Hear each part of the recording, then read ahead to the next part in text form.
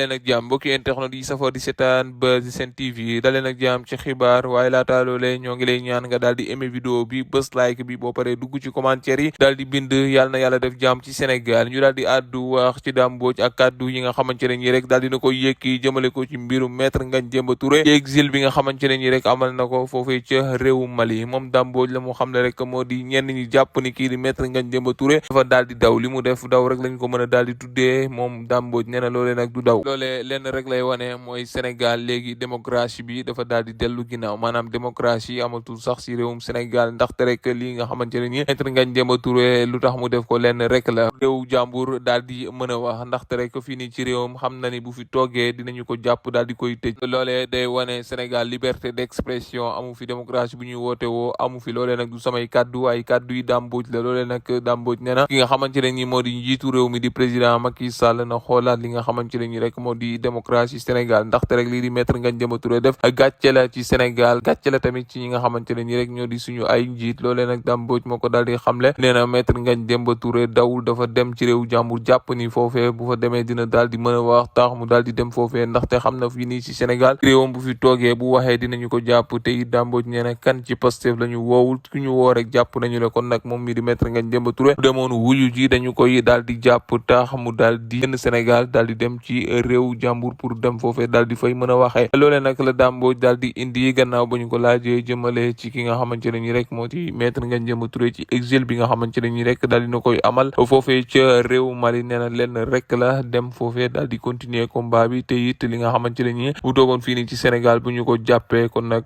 combat bi du ko mën a daal di continuer tax mu daal di dem exil foofee ca réew Mali Dame Mbodj moo daal di yëkki yooyee kàddu